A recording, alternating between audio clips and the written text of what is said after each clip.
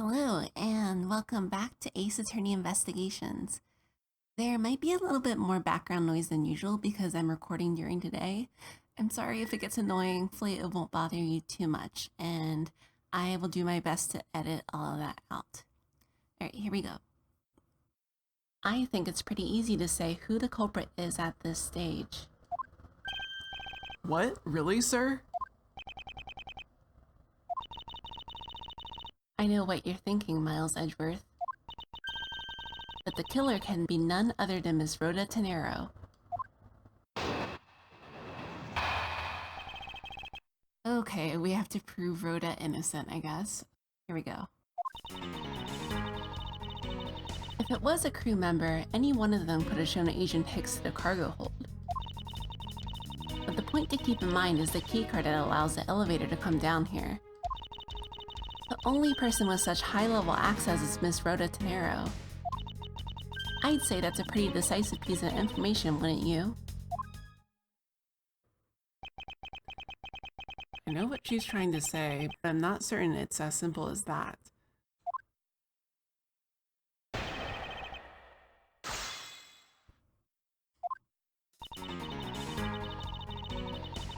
We'll start pressing from the beginning. Hold it!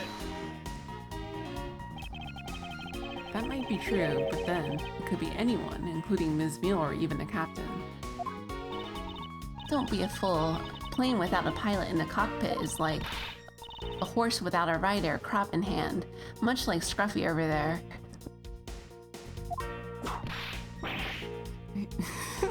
Is that a horse sound? Hey! Sorry. I can't disagree with her on that. Detective Gumshoe does always need a guiding hand. Very well. Then what about the other flight attendant, Ms. Meal? Ha, I thought you might ask about her.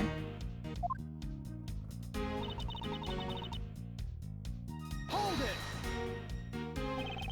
But it's highly likely that the key card was stolen from Ms. Tenero. Objection! It's highly likely? Is that possibility the best you can come up with? And you call yourself a disciple of my father. Yes, well, while I don't have any evidence, Be quiet, you're a disgrace. There's more evidence pointing to Miss Rhoda Tenero, you know. It's not just the keycard that gives her away. Are you talking about the murder weapon, the Mr. iFly piggy bank? Yes, she is also the only person with a key to open that display case.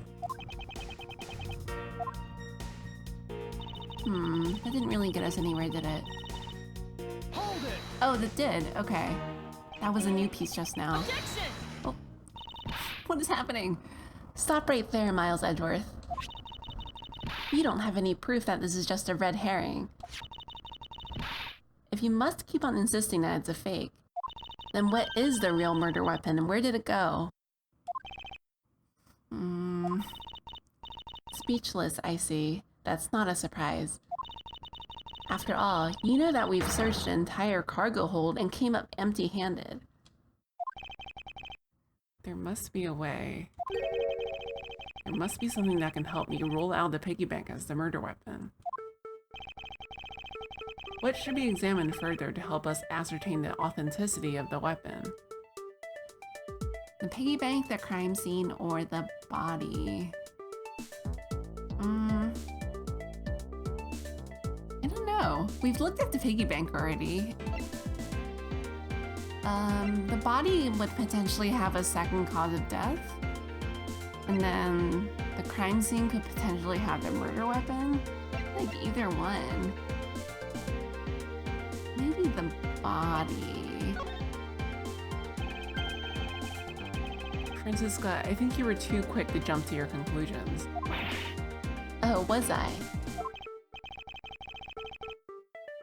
Yes, we don't even have the autopsy results yet. How can I not say that you made a snap judgment when you have yet to even see if the wound on Agent Hicks' head is consistent with a murder weapon? Oh, we were right. Yay. Scruffy! Yes, sir. Contact the medical examiner's office at once. I wish to hear the results of Agent Hicks's autopsy. Eek! Yes, sir!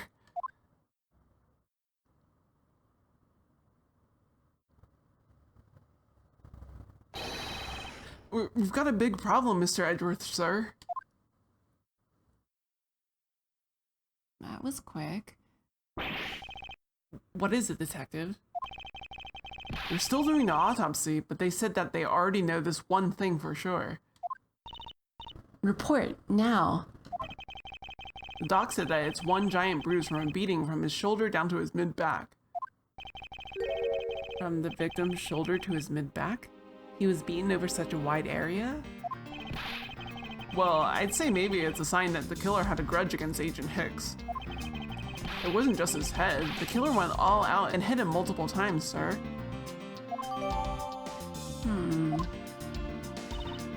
Scruffy, what is had a grudge against Agent Hicks supposed to mean? Well, that's, Was the wound on the victim's head consistent with a murder weapon, detective? Oh, well, they said they were still looking into that, sir. You're completely useless. Ow! Sir, I told you already, you can't go down there. Oh, I bet this is the art collector guy. No, you remove yourself from my way. What is all that racket? Oh, yup, it's him. My luggage, my cargo, they're mine and I demand you return them to me. We're still investigating the cargo hold. Please understand and have a little patience. I suppose there is no choice. Finally, I think he gave... Hey, what are you... You have left me no choice but to use strong force. Arrgh! You won't get past me. Wait. Okay, did he run into the officer and then fall over? Or did he jump over? Or did the officer knock him over? It's hard to tell. So, Edgeworth. Wait, that's it. So that's what this whole thing has been about.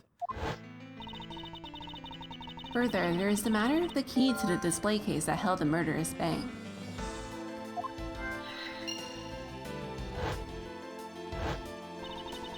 After all, you know that we've searched an entire cargo hold and came out empty-handed. You're just handing us pieces of logic here. Doc said that it's one giant bruise from a beating from his shoulder down to his mid-back.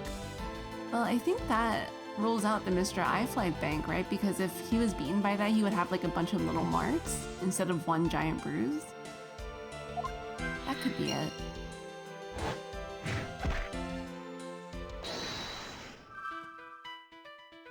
Alright. Mr. iFly Piggy Bank. Weapon couldn't be found, cause of death, and smuggling. Maybe these two and then these two?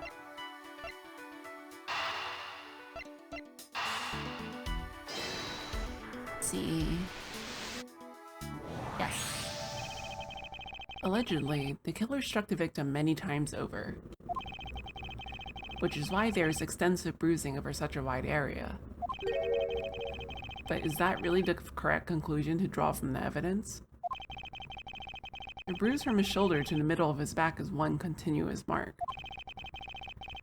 which is more suggestive of a single blow to the back.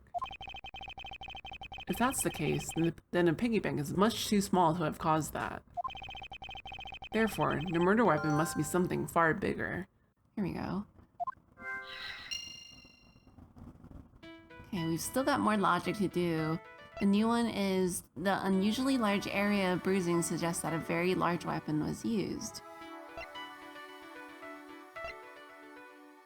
Well, I was thinking that smuggling and weapon couldn't be found went together because, I mean, if it's smuggling, they probably had a way of hiding the weapon. If they're hiding whatever they're smuggling, you know what I'm saying. It could also be weapon couldn't be found in a sizable weapon because it's just like so big that we can't figure out what it is. Okay, I'm going with the new piece of logic.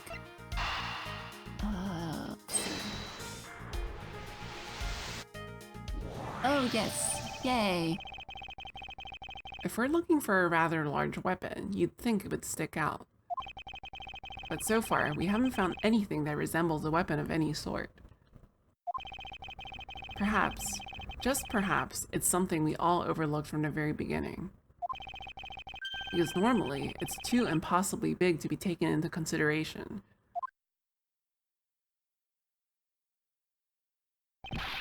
What was that all about? Was he trying to jump his way down here?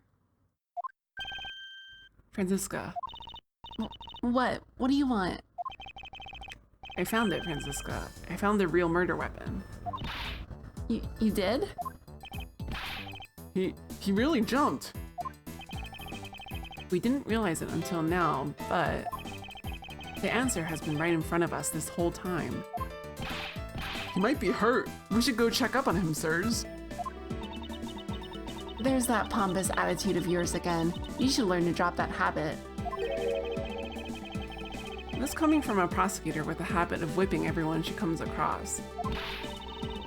Anyway, if you really are a prosecutor, then you'll back yourself up with evidence. You two aren't listening at all, are you? Come on then, show me this real murder weapon you speak of. Something huge. Something huge.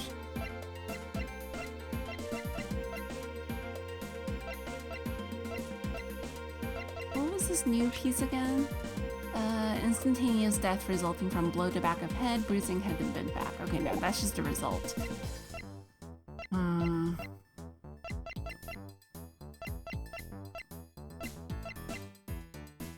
Well, there's nothing big here. Is it safe to say we don't have evidence? I feel like that's a bad thing to say. Like, can't really think of anything. I think it's better than trying to guess. I don't have any evidence to show you. Foolish reasoning for a foolish fool from a foolishly foolish fool meant to fool me. Ooh, that's a tongue twister. Is that her first foolish rant of the game? I can't remember if there's another one. What do you mean by I don't have any evidence to show? Perhaps I should have phrased it as that which caused Agent Hicks's death is incorporeal. Is that how you say it? Incorporeal. Forgive me, but I do believe I have figured out what was the real cause of death. Oh, okay, so I was actually thinking it was like a very large piece of luggage or art or whatever, but the guy just fell, I think. Okay. The victim fell from a great height and subsequently died as a result. In other words, the real cause of death is free falling to the ground. He Fell to his death? Yes, this is the only plausible possibility. The victim has extensive bruising on the back of his head and his back. And the only rational explanation for these injuries is that he fell to his death. But the murder happened inside the plane. Well, yeah, right here, right? Oops. Didn't mean to skip that. Are you claiming that there is some place in this plane from which he could have fallen from? As I said earlier, the answer has been right in front of us the entire time. You can't mean... Yes, I do. The victim fell from the top of the stairs of this very cargo hold. what? Then we're in trouble. We may have a second death in our hands, sirs. That's not very far. I think he's okay. Hey you, tell me you aren't dead, pal. Quiet! Why are you screaming? Yeah, he's alive. He's alive. And there you have it, Miles Edgeworth. It's not possible that Agent Hicks fell over the railing to his death. That man is living proof of that.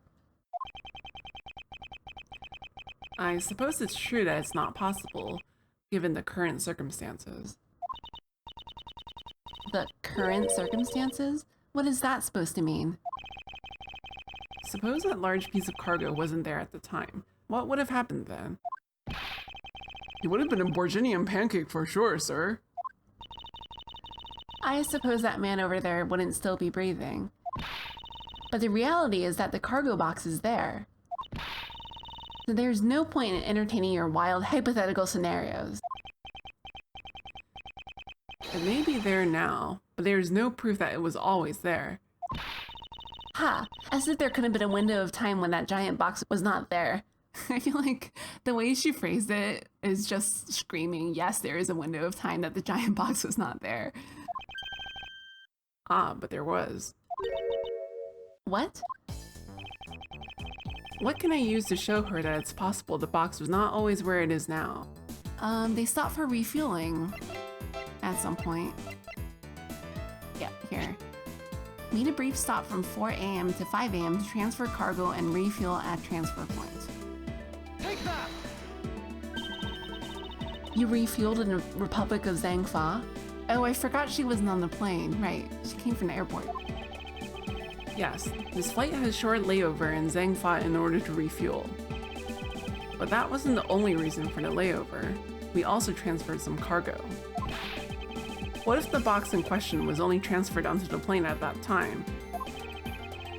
To further prove my point, let's take a look at what's next to the box in question. Ah, it's labeled Zenfi Express. Correct, meaning it was loaded onto the plane in Zhangfa. Well, it doesn't necessarily mean that, but I guess for the sake of this game, it does. Now, what if the box in question was also loaded on at the same time? It would mean that the box was not here in the cargo hold during the Europe-Zhangfa leg of the flight. Making a clear drop from which Agent Hicks could have fallen to his death entirely possible. Ah, but your theory is still very far-fetched. Then allow me a chance to prove how very likely my scenario is. Alright, is this cross-examination number 2? My first order of business will be to examine that piece of cargo in more detail. Oh, I guess not. Okay. So we're going for the item in question, which is this big thing here. This is a rather large piece of cargo. There's a tag on it, sir. Let's see. Alif red statue. Never heard of it. Nor I, but all I care about is if we can prove it wasn't here at the time of the crime. Let's get investigating, sir. Oh, Borginian stuff.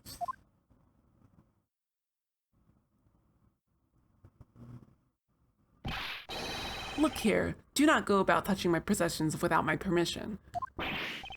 Don't rush up on me like that, pal. So this belongs to Mr. LeBlanc, does it? I should see what else I can find out from him. Alright, sir. What else do you have to say? I take it that this large piece of cargo belongs to you, Mr. LeBlanc?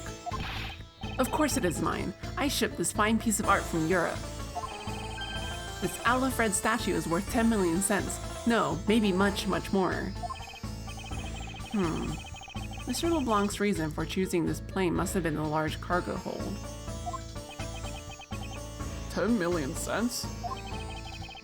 I suggest you stop trying to calculate how many packets of noodles that makes, Detective. Darn, how did you do that? 10 million cents is, what, $100,000? And I mean, depending on where you shop, I would say the average cost of a cup noodles or instant noodles is probably around $1. So 100,000 packs of noodles. Not that that was important in any way, but... I feel like you keep getting better and better at seeing right through me every year. Though I grow with each evolution of the planet around the sun, I have the distinct impression he continues to madly spin in place. That sounds about right. Hey, Mr. Edgeworth, so that 10 million cents, is that in euros or in dollars? Does it really make a difference to our case? Mr. LeBlanc, there is a chance that your cargo is related to our murder case. I was wondering if you would allow us to examine it a bit closer. It is a very valuable piece of art, so no, there will be no touching.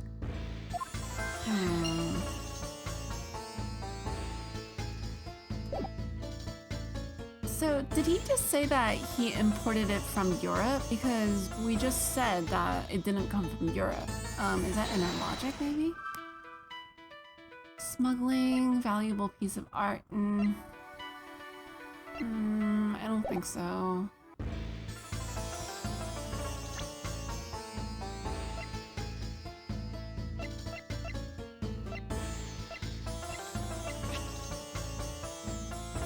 It was loaded on board. Oh. Wait, okay. I think we can show this to him. Have we shown him the cloth already? That's the other thing. Okay, let's see what he has to say about some of our items. Let's start with the cloth. Oops. What a waste. How horrible to see a priceless piece of cloth soiled. I assure you it wasn't me. I believe it to be the work of the killer. I will teach that killer a lesson. You can be sure I will. It will be the LeBlanc Revolution. I think he meant the LeBlanc Retribution, but either way, it sounds intimidating. Alright. Maybe the suitcase. I wonder if this offends his artistic sensibilities. Why do you show me something of no value? Nope, never mind. Show me the bread first and maybe we'll talk. Wait, he wants me to pay him before he'll comment on this? Hell no. Alright, let's get to the point. Wait, what? Really? That's not... Oh, shoot.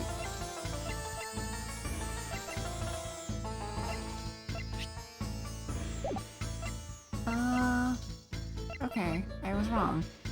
Maybe we should look around more? Here. Keeping track of this many pieces of cargo must be very taxing on the cargo crew. It sure brings back memories of when I worked as a part-time mover, sir. Oh, didn't we have this in the last episode? Yeah, we did.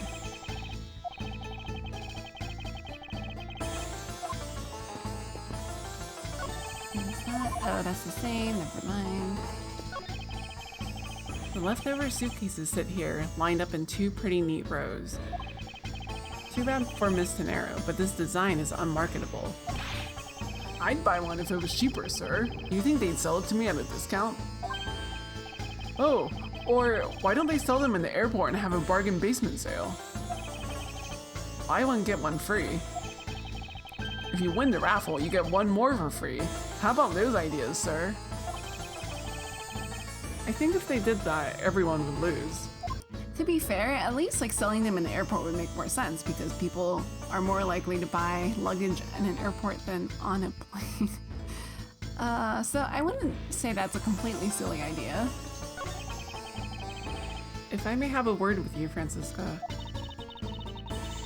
I don't think you have the time for idle chatter. You still need to prove to me that your hypothetical situation is in fact reality. Okay. If you spot anything off, you come and tell me right away, okay, pal? Roger, sir. It's rather unusual for Gumshoe to be so directing. He must outrank this officer. If you run into any trouble, you just leave it up to me, okay? Yes, sir. Watch out, Detective Gumshoe. Ow! Scruffy, I think your ego is in need of some deflating.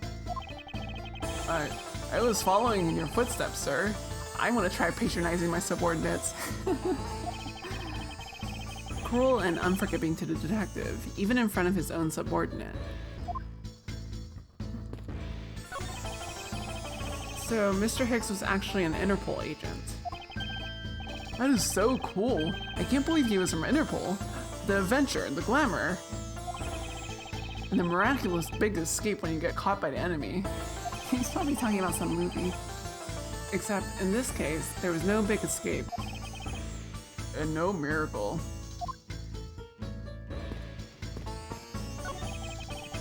All sorts of boxes are piled up here.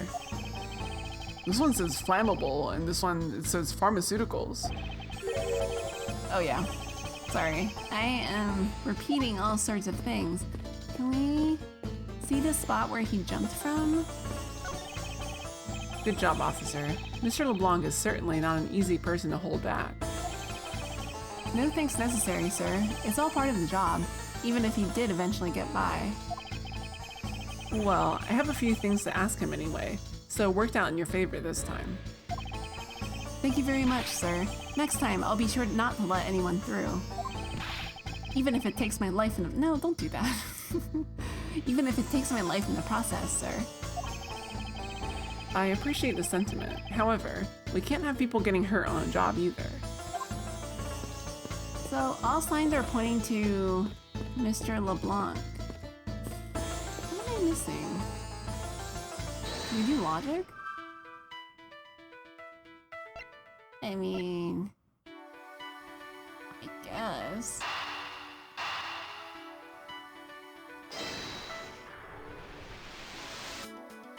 Oh, that was right. Oh, damn, I should have done that way earlier. If Mr. LeBlanc has something to do with a smuggling ring, then it's possible this fake statue was brought on board in Zhangfa. How do we know it's fake? Wait, what? I think I need to question him a bit further.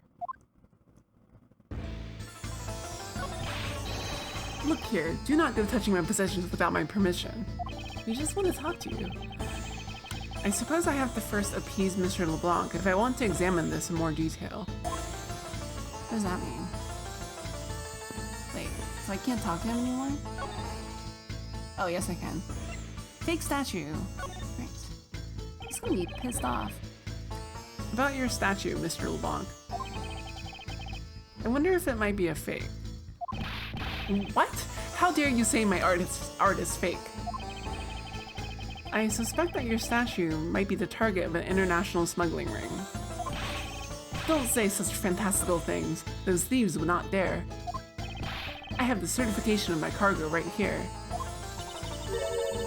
You mean the cargo certification document? Mr. Zinc LeBlanc, why didn't you say so earlier? Please show it to us at once. Okay. I can't read this. What does it say? It says as plain as day, cargo was put onto the plane in Europe. And there you have it, Miles Edgeworth. Too bad for you. The statue was brought on board in Europe, just as it states in this certificate. No, that's... Which means that there never was a window of time in which the statue wasn't sitting there.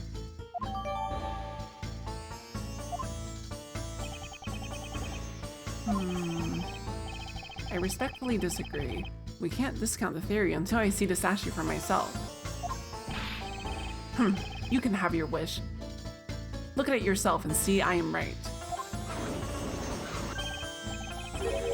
This. I know I've seen this somewhere before. This is the Alif red. It gives off such a feeling of art. I can practically smell it. This statue has a high amount of historical value. After it was unveiled at a museum in Europe, I brought it to this country to exhibit it.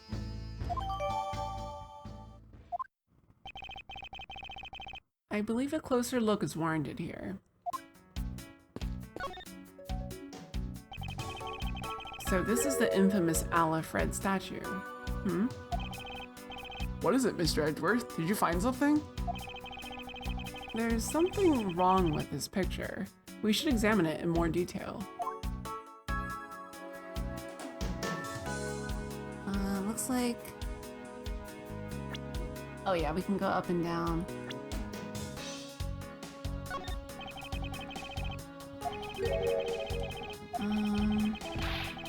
Oh, I thought this was the same thing as before, but it's a little bit different.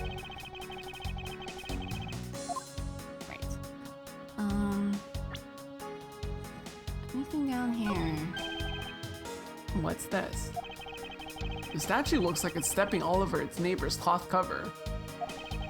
It kind of resembles its owner's attitude in a sense. You, what did you said now?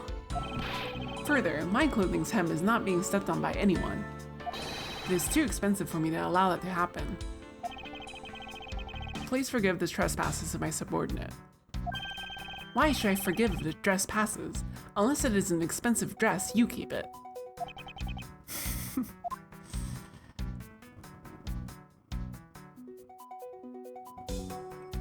Well, wait a minute. If it's on top of a thing, it came on board after whatever this cloth covered thing is.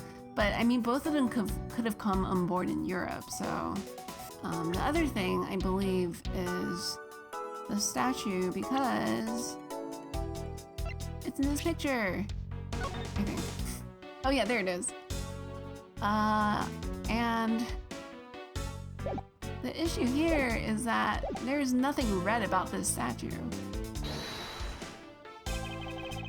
Is this spot somehow connected to any of the evidence I hold?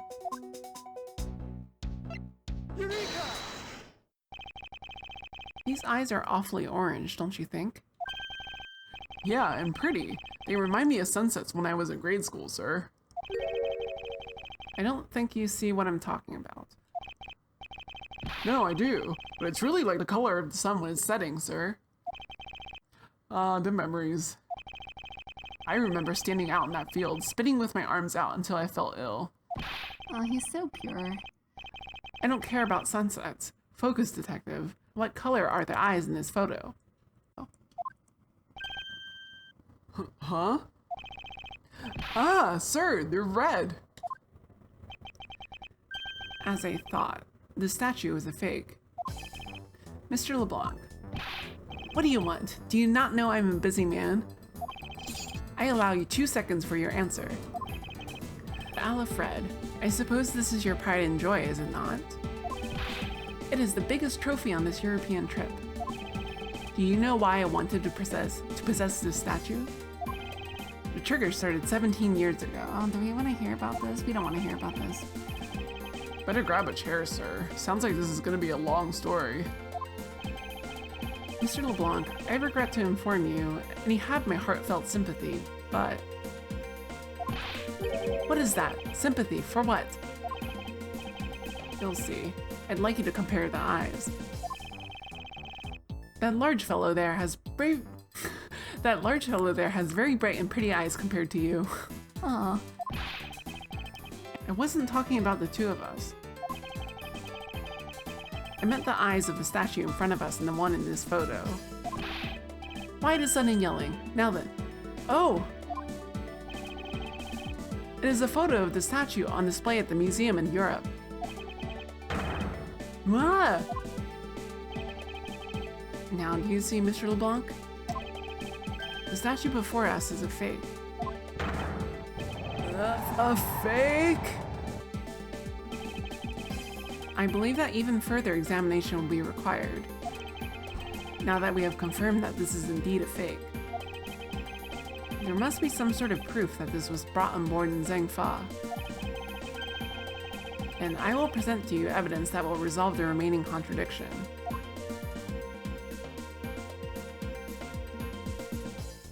Oh, I think it was the thing I was talking about earlier. Because I just remembered, like I was saying, I thought that both of them could have been loaded in Europe, but I think this thing on the left is the one that says, like, Zhengfa Express or whatever, and we're assuming that means Zhengfa, like that's where it came from. Even though I still don't really buy it. Oh, sorry, skip that.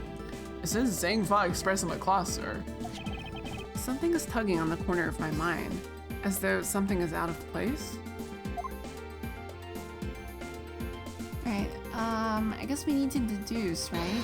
What can we do here? Oh wait, that's not really the right spot. We go to where it's like under the statue.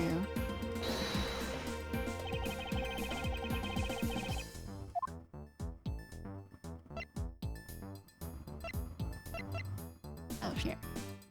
It was loaded on board during the refueling. Okay. I think this is, yeah, this is it. Eureka! There's clearly a contradiction here. What are you going on about? It's just a simple case of a cargo cover getting stuck under another piece of cargo. Ah, that's not possible. But it is. It shouldn't be this way, but the statue is on top of the cloth. Supposing that the neighboring piece of cargo was brought on board in Zhangfa, there's no way that any part of it should wind up under something from Europe. It means that this fake statue was smuggled on board in Zhangfa. But then what about the cargo certificate? Let me ask in return, what about Agent Hicks? Why did he come down here in the middle of the flight? There's only one reason why. To secure proof of smuggling activity aboard this flight. So you say, but I don't believe he had to do that mid-flight. We could have just as easily inspected all of the cargo after the plane landed. That may be true, however, you have it backwards, Franziska. Sure, Agent Hicks could have waited until after the plane had landed. But he had a reason for coming down to the cargo hold. Suppose he had found the fake at the airport. It would have been after the swap had occurred. At that time, the suspicion would naturally fall onto the statue's owner, who would have no way to prove that the statue was switched without his knowledge. Which means that there is someone involved who is forging or modifying cargo certificates.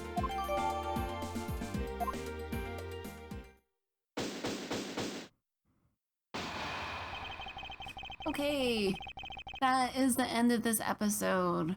We now have what we think to be the correct cause of death, which is Agent Hicks falling to his death, and also this fake statue that's now the focus of our investigation.